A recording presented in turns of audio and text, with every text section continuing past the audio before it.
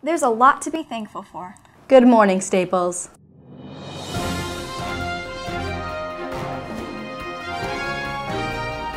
I'm all about change. I'm a freewheeling guy, okay?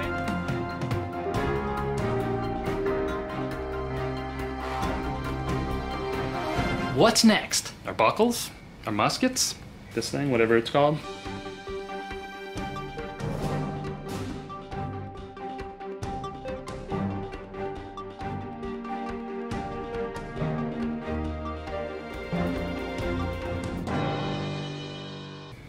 Blew my mind. Good morning, Staples. It's Tuesday, November 20th.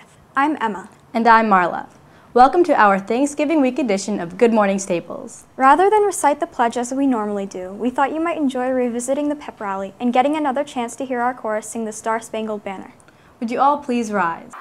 Oh, say, can you see by the dawn's early light what so proudly we hailed at the twilight's last gleaming, whose broad stripes and bright stars through the perilous fight o'er the ramparts we watched were so gallantly streaming, and the rocket's red blaze, the bombs bursting in air, gave proof through the night that our flag was still there. Oh, say does that star-spangled banner yet wave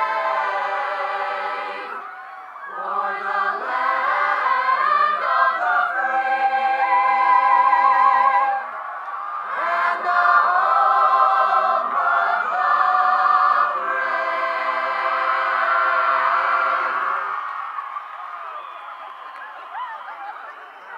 We know a lot of you have some very big plans for the week. Let's see if the weather is going to cooperate.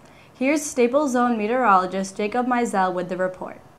Hi, this is Jacob Meisel with your weather forecast for the upcoming week. We're going to have a generally tranquil week. We're looking at highs generally in the mid-50s throughout the week. It's going to get a little warmer as the week goes on, but partly cloudy skies all week. A great Thanksgiving for everyone out there. You'll be able to go outside. At night, we'll be getting down into the low 30s, so we're going to be looking at some frosts. Until we have a big cold front that's going to move through the region Saturday night into Sunday, bringing much colder conditions for the majority of Sunday, Monday, Tuesday. Next chance of a storm looks to be Monday, Tuesday, or Wednesday next week, probably mid to later week, given some of the latest trends.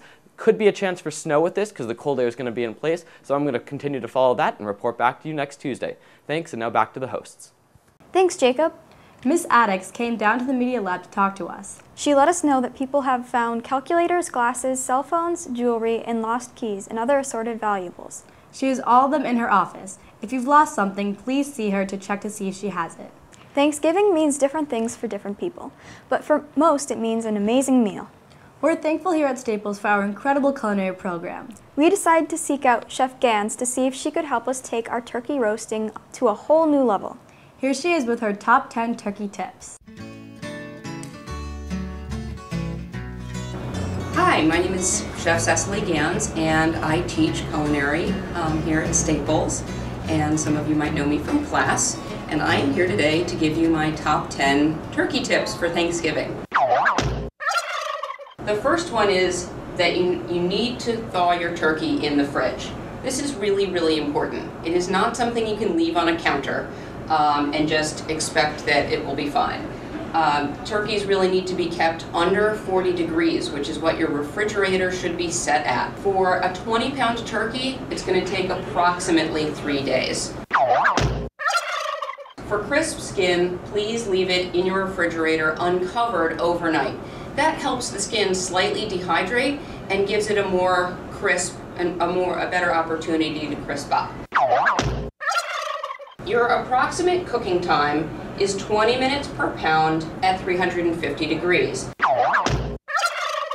Loosely stuff the bird with aromatics, and aromatics are things like carrots and celery and onions, different types of herbs. You can use apples, citrus fruit like oranges and lemons. Those are really wonderful, and they actually provide a really good base for gravy if you want to take them out after your turkey is roasted and use them along with turkey stock to make your gravy. It'll season it really beautifully. Tuck the wings under your bird and truss the legs. This provides more even cooking. Number 6 is to coat your bird with either olive oil or butter. And gently, not too much. And one of my strange little tips is if you use pan spray, you can also use that. That really gives a really crisp skin. And then you season with salt and pepper and fresh herbs if you have them. Salt and pepper is just fine. Don't open your oven. That's really key. Your turkey breast should be 165 degrees at the thickest point. That prevents any type of salmonella bacteria from staying in your food.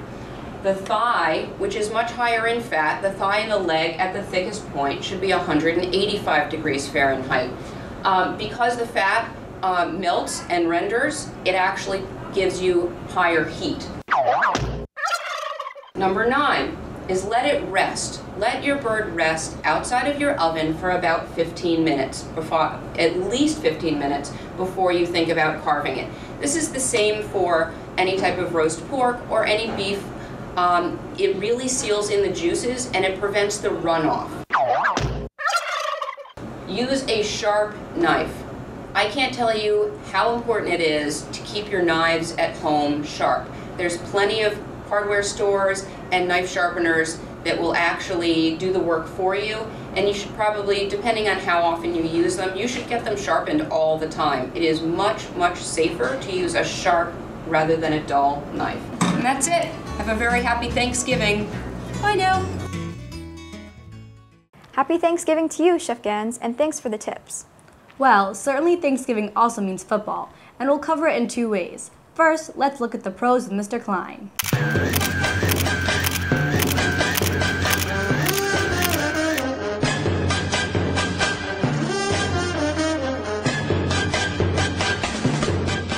We're back again for the Klein Challenge. Mr. Klein, both your locks of the week happened at the pep rally, not on Good Morning Staples. Hey, they both worked out. Nice job, Wreckers. On to the FCAC final. And that's my Thanksgiving lock of the week. Not turkey.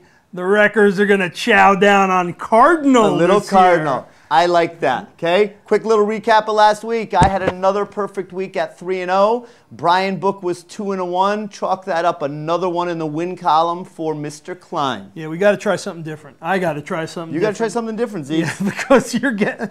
I did not know just how good you would do, but we've done mostly upperclassmen. I think we got to go a different route here. Let's change it up a little bit. We have Connor Adrian here, our next contestant on the Klein Challenge, week 12 of the NFL season. Hey, upperclassmen haven't been able to cut it. We have our first freshman contestant right here. Let's see what he has. Connor, what type of football fan are you? I'm a Patriots fan. You are a Patriots fan. Big win yesterday. Yes, Little we did. concerning though. Lost Gronk. Yeah, it's going to be tough, but I think we got Hernandez to fill in the spot. Okay, terrific. So here we go. We're going to go with opponent's choice once again this week. And in the spirit of Thanksgiving, Connor and I are both going to pick a Thanksgiving game. So Connor, I would like you to pick, okay, the Houston Texans-Detroit Lions game. What game are you going to give me? Washington or the Dallas Cowboys. Okay, Washington at the Cowboys. Okay, Connor, what are your picks for week 12 of the NFL season? Week 12, I have Houston over Detroit, Denver and Peyton Manning over Kansas City, and the Colts rebounding from my Patriots beatdown over them to win over Buffalo. Okay, not bad. I like that. All right, here are my picks for Week 12 of the NFL season, okay? With the opponent's choice Thanksgiving Day game, I'm going to spoil a lot of people's Thanksgiving dinners, and I am going to pick RG3 and the Washington Redskins over the Dallas Cowboys. I am going to go with the Chicago Bears and their defense over the Minnesota Vikings. And my lock of the week... Ooh, that's a big lock, all right. Going for 10 in a row, haven't lost one yet. The red-hot Cincinnati Bengals over the Oakland Raiders. That's it for Week 12 of the NFL season. Enjoy the games, and a happy Thanksgiving to everyone out there and all your families. See ya! Now let's talk Wreckers. Thanksgiving football here at Staples against Greenwich has always been huge. But for the third time in the last 5 years, the Wreckers and Cardinals will be playing, not just for Thanksgiving pride, but with the FCX championship on the line. Both teams secured their places in the championship with convincing wins last Thursday, and both entered the game undefeated and among the elite teams in the state. Now let's look back at the homecoming highlight package, followed by some words from Coach P. Brendan Burris and Will Cantor were the announcers for the football broadcast. So Massey in the shotgun with 2 receivers behind him. It's 3rd and 1. He's going to hand it off to Nick Kelly. Nick Kelly breaks a tackle going down the near sideline. Nick Kelly putting the Jets on. Nick Kelly, 10-5, touchdown Wreckers. Nick Kelly with a 53-yard touchdown run. They're at the West Hill 37-yard line. Massey hands it off to Kelly. Nick Kelly's going to get the 5 yards. He's going to get a little bit more. Nick Kelly still going. Breaks a tackle. He's still going. Nick Kelly's going to get pushed out at about the 5 or 6 yard line. Massey now in the shotgun, only with Zelkowitz with him. He rolls out to throw. Massey's going to tuck it and run. Jack Massey going for the end zone. He dives, and it's touchdown Wreckers. Massey hands it off to Zelkowitz. Zelkowitz slicing and dicing through the middle, and he finds the hole. He will make it to the 40 and stays on his feet to about the 48-yard line. By 40 points. And he wasn't happy. He wasn't happy. He was talking about the defense. Massey going for everything. He's all alone. James Frashanti, touchdown. Coppola pumps and fires way downfield, and it is intercepted. A huge catch by James Frashanti, Will. 3rd and 18. Massey pumps once and then throws. James Frashanti, he caught it! He caught it! Wow. Touchdown, James Frashanti. How did he do that? Massey hands it off to Nick Kelly again. Nick Kelly breaks another tackle. Nick Kelly down the near sideline. 10-5. Nick Kelly, touchdown. Motion to the near side. He's got Levy, the 3rd receiver. Hands it off to Patrick Lesh. Patrick Lesh breaks a tackle. Patrick Lesh down the near sideline. Patrick Lesh cuts back inside. He's still up, and he gets pushed out of bounds and tackled at about the 13-yard line. Massey under center once again with Speranza with him back there. He hands it off to Speranza. Zach Speranza in the end zone, takes a hit, but makes it in the end zone. Zach Speranza, the 6-yard touchdown run. 4th and 1 for the Vikings, and it'll be Coppola. Rolling to the left. He'll keep it himself, and he is... Oh, he stopped again! Hands it off. Gives it to Lesh, and Lesh is into the end zone. Touchdown, Patrick Lesh. As the final seconds continue to roll off the clock, everybody count down 2-1. In back-to-back years, the Staples Wreckers are headed to the FCX title game. Have you guys started talking about Greenwich yet, or you're enjoying the win for the night? I think we got to enjoy the win for tonight, but then it's back to business tomorrow. Well, a great win last night for homecoming against West Hill. Kids did a great job, 49-7 Wreckers. And now, ladies and gentlemen, what everyone's been waiting for, the showdown at Greenwich High School between the Staples Wreckers and the Greenwich Cardinals. We're going to need your help, we're going to need your support, and hopefully we'll come back victorious. Each year, a Staples student gets chosen to address the town on Veterans Day. This year, Ian Turan from our TV class got the honor of giving the speech. The end of Ian's speech was particularly appropriate as we think about giving thanks. We asked Ian if he would be kind enough to duplicate his speech for you on the morning show. Here's Mr. Francis to introduce him. Good morning, Staples. This is Mr. Francis, Assistant Principal for the class of 2014. Last Sunday, November 11th, was Veterans Day in the United States. Every year, a Staples student is chosen by the townwide organizers of the Veterans Day celebration at Town Hall to give a speech regarding the celebration of Veterans Day and what Veterans Day means to them. This year, Ian Tarrant, a 12th grader at Staples High School, was chosen to give that speech. And here is Ian and his speech. Veterans Day is a day to recognize, honor, and appreciate generations of Americans who have selflessly served this nation and continue their watch today. Like many people, I have some close relatives who have served this nation in uniform. My grandfather proudly served in the Korean War with the 54th Engineer Maintenance Company as a part of the 121st Medical Evacuation Hospital. And I also currently have an uncle serving as a proud citizen soldier in the Air National Guard. After September 11, 2001, the National Guard and Reserve have been called to active duty to serve around the world in numbers not seen since World War II. On any given day, you can be in the presence of a veteran, and you may not even be aware of their service. One of my former English teachers at Staples, Mr. Dan Garrity, served as an infantry officer with the Army's 10th Mountain Division and is a graduate of the United States Army's Ranger School, one of the most difficult leadership schools the military offers. Mr. Rich Francis, one of our assistant principals at Staples, is currently a colonel in the Army Reserve and served a year in Iraq during the surge in 2007 and 2008. These are two people that I and other students look up to for both their years of service and for the example they set for others. Today is the day that we honor all those who have served this great country in uniform during times of war and peace, and for their willingness to serve and potentially sacrifice their lives for their fellow Americans. I'm very fortunate to be a citizen of Westport, where I've been given countless opportunities to do whatever I want with my life, and it is my hope to someday be able to serve our nation in uniform, joining the ranks of American veterans and repaying this country for the opportunities I have been given by those who have come before me. It is my hope to offer the same profound service as past generations of veterans in the pursuit of a more perfect union, as stated in the Constitution of the United States. As a representative of my generation, I want to thank veterans for preserving, in my opinion, the greatest American ideal: freedom. General Douglas MacArthur once stated, "The soldier, above all others, prays for peace, for it is the soldier who must suffer and bear the deepest wounds and scars of war." With over 6,000 American service members lost in America's latest conflicts, Operation Iraqi Freedom and Operation Enduring Freedom in Afghanistan, this quote really touches me because it could not be more accurate. So especially on this day, thank you veterans for putting it all on the line to defend the ideals that make this country great. Thank you for making incredible sacrifices so that we didn't have to. Thank you for never expecting anything in return, for each and every day doing what many others would fear to do. Thank you for fulfilling your sworn duty to protect us and our American way of life. Thank you for your service. Thanks, Ian. Before we close, we wanted to give a few people in our community the opportunity to let everyone know what they're thankful for. Here they are. Staples, we're about to learn what everyone's thankful for Thanksgiving. Well, I'm thankful for a number of things. One, that I have a job that I love. Number two, that I came to a school where my message of acceptance, that people should just accept each other for who they are, seems to have been accepted by almost everybody, if not everybody, in school.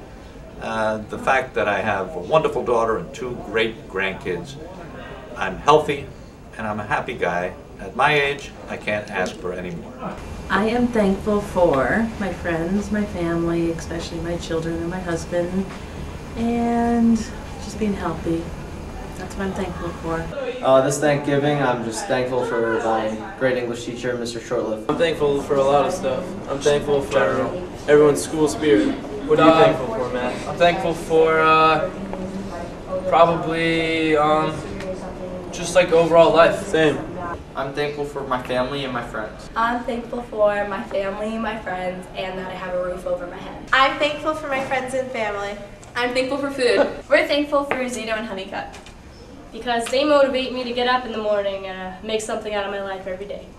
I'm thankful for my family, friends, school, house, my 3 Bengal tigers, my dog. Greetings and salutations. What I'm thankful for. I'm thankful for my family. I'm thankful for the hard work that all the rugby team's putting in. I'm thankful for my students, but most importantly, my Spanish 2 honors class. I'm thankful for my department head, and I'm thankful for being a teacher at this school. I'm thankful for my dogs. Every Thanksgiving, I'm thankful for my friends and family, and if I didn't have them, I wouldn't be the happy person I am today. Have a wonderful holiday. Happy Thanksgiving, everyone.